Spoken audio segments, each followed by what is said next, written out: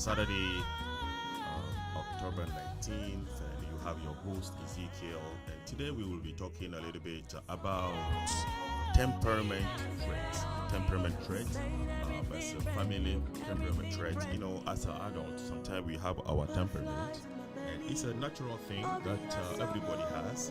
And we can see that also in our family members, especially our kids, our young children, and they usually have a temperament.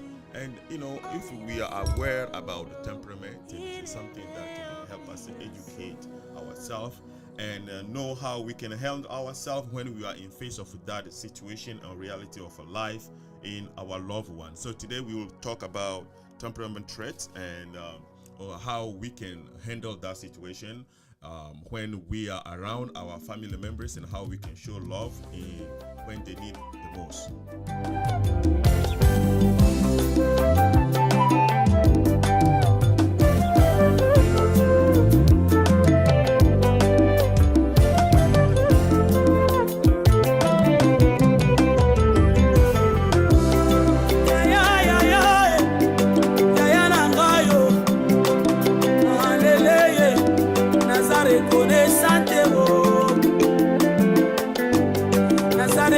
Santé,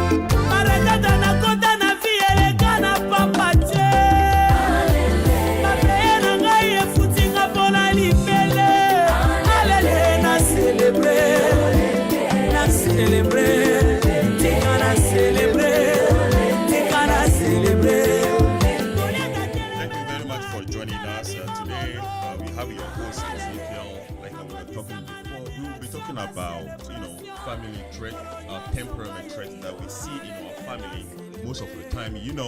When you are in a family, we have that temperament that goes around, and we want to learn today what is the temperament trait. The temperament traits are the innate characteristics that describe how a person reacts to and experience the world.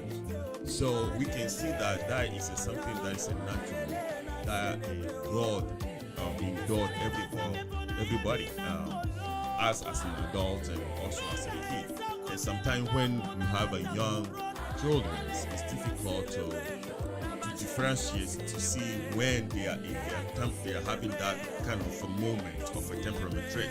So we are trying to break it down in different category today, so that young parents and everybody, all of us, we can kind of see how we can match a different temperament with a different kind of a level to help our family grow in a beautiful dimension and a better harmony.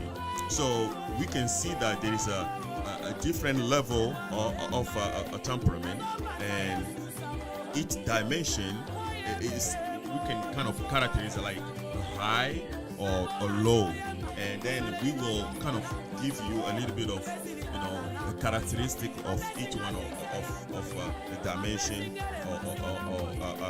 or characteristic. So the first one is distractibility. So when you have somebody who is a kid that is very distracted, there can be a high distractibility or low distractibility. So a high distractibility is a very distracted by the discomfort, noticing every or even a small signal of a discomfort, such as hunger, feeling sleepy, and etc. And that is very high. Small thing, they will kind of notice all those small signals.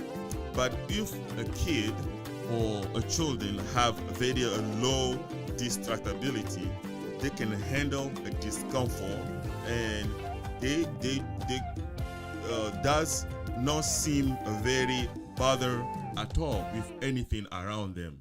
So when they have a very low distractibility, when there is anything around them or strangers or people around, they don't seem very bothered. They go along, they easy going all around. But if the person is very sensitive, has very high distractibility, that kid will be very distracted,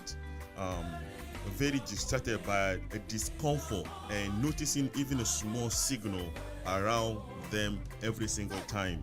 So, and the next dimension of a temperament trait that I can mention again is the intensity.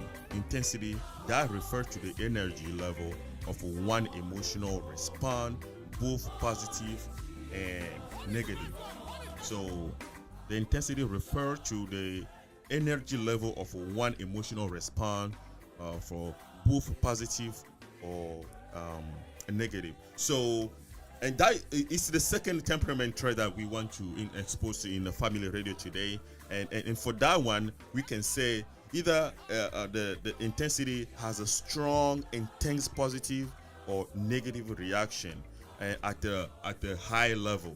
But at the low level, it has a very muted emotional reaction. So if the intensity is very non-existent at all, there's no intensity, and everything is kind of just muted, quiet, then that means that kid has a very low intensity.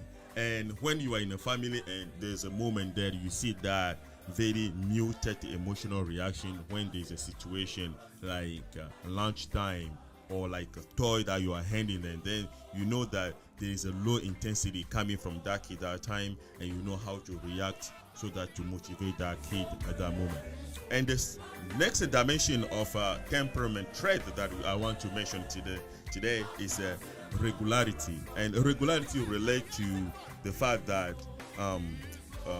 the kid predictability in terms of biological function, such as eating, sleeping. So the predictability mean that as a parent or as a father, a God figure, you can see that every at noon my kid go to bed, so you can predict that at noon that kid is probably showing a sign of sleeping. So there's a routine of a time, or at the dinner time you can predict that that kid is hungry, so it's a predictable. But no, so at the high end level, you can see that that kid has a higher predictable when it's come to appetite, sleep, or elimination of a certain pattern. But at the lower level, it's like very irregular. You can't really tell, and has an unpredictable appetite, or can't really sleep, or elimination of a pattern. So that's the third dimension of temperament trait that I would like to share with you today. And we have all in overall 7 of them. But before then, let's listen to a few more music, and then I will come back to you, and we will talk a little bit more about temperament trait on the family radio, and a radio show that we do every weekend to boost the family level, so we understand what it is to be in a family and grow as well. Thank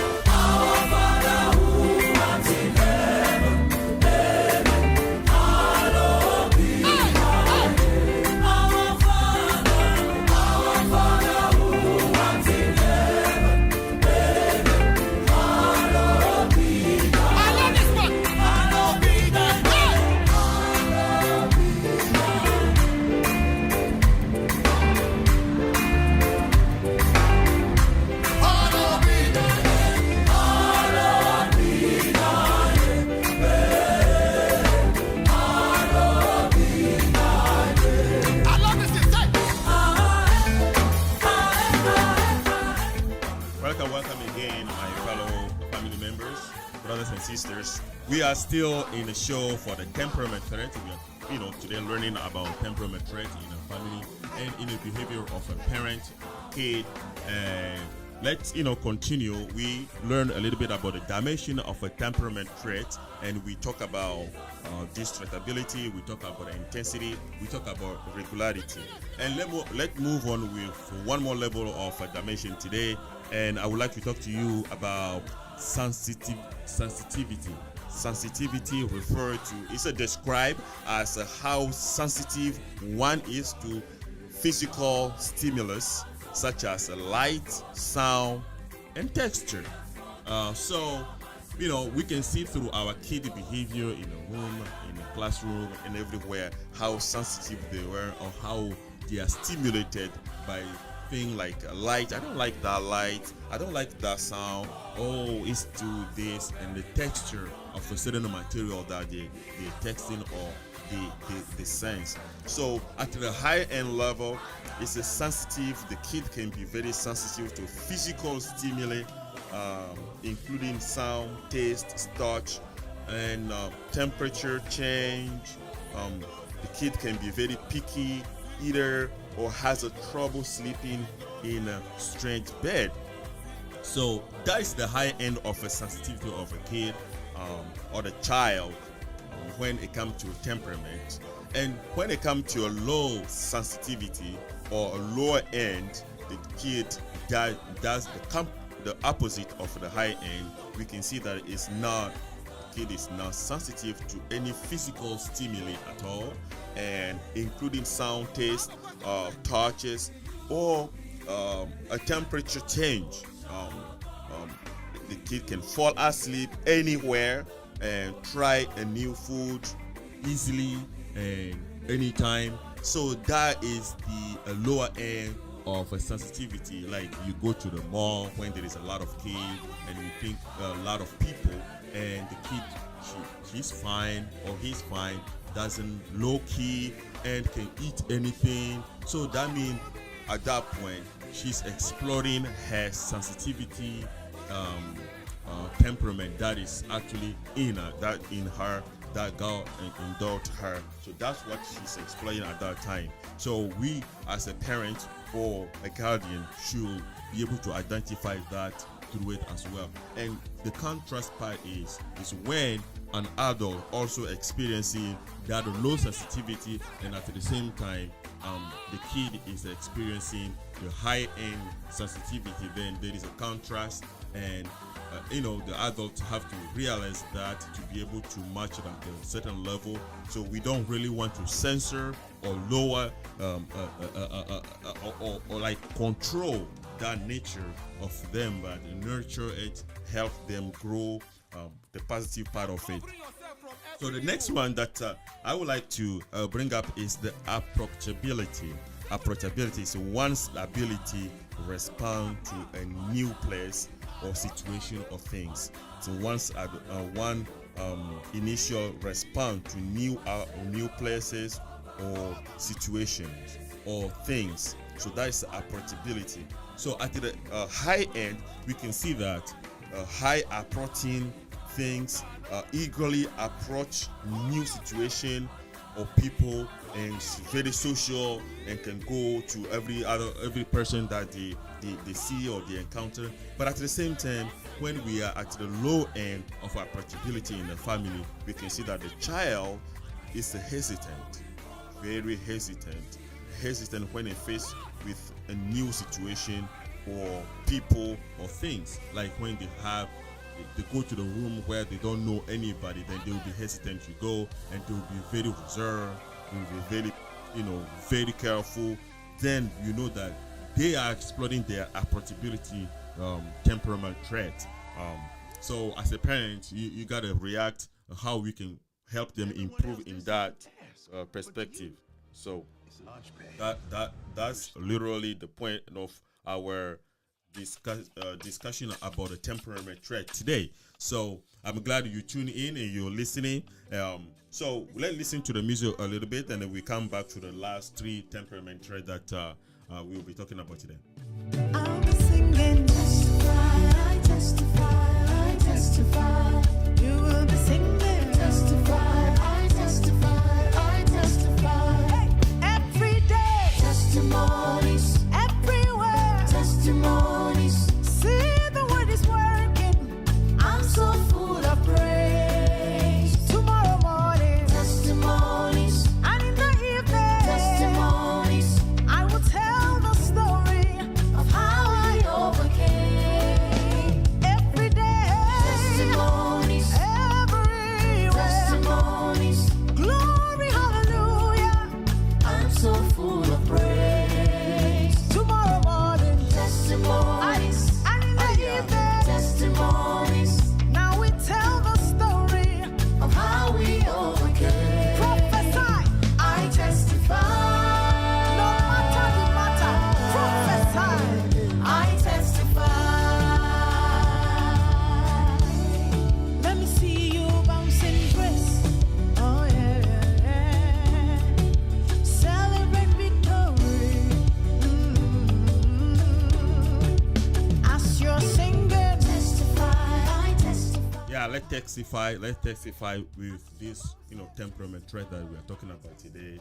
Temperament trait, like we were talking before, is our temperament traits are inner characteristics that describe how a person reacts to and experience the world. So it's the same thing we are talking about today, how child react or see the world when it comes to temperament trait. As a father, as a guardian, as a parent, how do we help our child develop those temperament traits and identify them and react with them accordingly? Today, the next temperament trait that we want to talk about is adaptability. Adaptability to describe how easy one adjusts to change and transition. So adaptability describe how a child can adjust easy to a change and then a transition to the next level.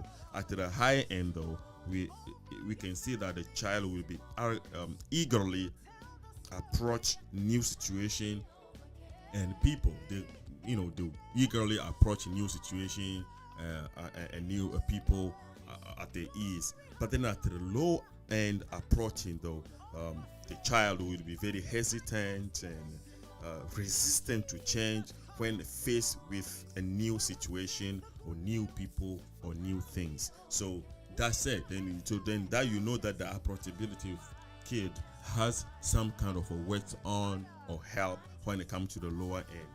And the next one will be the adaptability. So adaptability describes a situation how easily one adjusts to a change and a transition, right? That's what we said before. And then the level, the next one that we will talk about will be the persistence.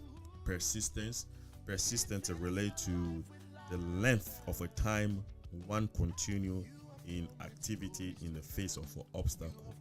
So sometimes you can ask your child to write a certain sentence or write ABC or write 1, 2, 3, and then they can tell you, oh, it's too hard, or it's difficult, or I can't do that, or put together Lego or put together toys, and they'll be like, I can't fit that in. But the persistency will show you how the length of a time they try to continue that same activity and how they face the obstacle until they figure it out. That you can determine the persistency in that child or in that situation. And it's the same for people who do a race or they do physical activities. They play soccer or basketball, how persistent they are in terms of getting their goal. So at the high end, we can see that when they continue with a task or activity in the face of an obstacle and does not get easy, frustrated, or let it go, then that means their level of a persistence is quite high when they keep going until they get their goal. In contrast, when they have a lower persistence, you can tell that they move on to a new task or activity when faced with obstacle and get frustrated very easily. And then, like I was giving an example before, you tell them to write certain sentence or to write an article about something, and then they just drop the pen. They'll be like, I'm done with this. So that means their persistent level is quite low. And as a child, you need to improve on that one. And as a father or as a parent, you need to help them develop that temperament trait of a persistence as well. And the last and not the least, we will talk about the moon. The moon is talking about, one's tendency to react to the world mainly in a positive or negative way. And the moon, we're talking about, inner energy, right? What kind of a moon you are bringing, what kind of energy you are bringing. So is it negative or positive to the world or to the situation you are in? So, and therefore, in a positive moon, you will see the reaction to the world in a positive way, and it's generally cheerful. They will be happy. They will be like, oh, I like it. I like to go to the mall. I like to go this. I like to do that. Very cheerful. Hey, I'm glad you gave me this and that. And then in a serious mood, and not necessarily negative, you will see that the child will react to the situation in observant kind of form or shape. They will sometimes more serious way or tend to be thoughtful about a new situation that happened or a new request that you want them to do, a new exercise that you are asking them to do. So there you have it, dear auditors and dear listeners. Today we are learning about temperament traits when we are as a child barriers. We are family members, and today we're trying to learn about the temperament when it comes to a child development and a temperament when it comes to a parenting. And so I'm glad we discussed today. And if you didn't tune in when we are talking about this today, I hope you will find it useful and share with your family members and share with your friends so that everybody can learn from this temperament trait. Let's listen to the music and we come back to the recap. Carry your testimony. Oh, yeah, carry your testimonies. Carry your evidence. Testimonies. Carry your evidence. Testimonies. Carry your evidence. Testimonies. Carry your evidence. Testimonies. One more time. Testimonies. One more time. Testimonies. One more.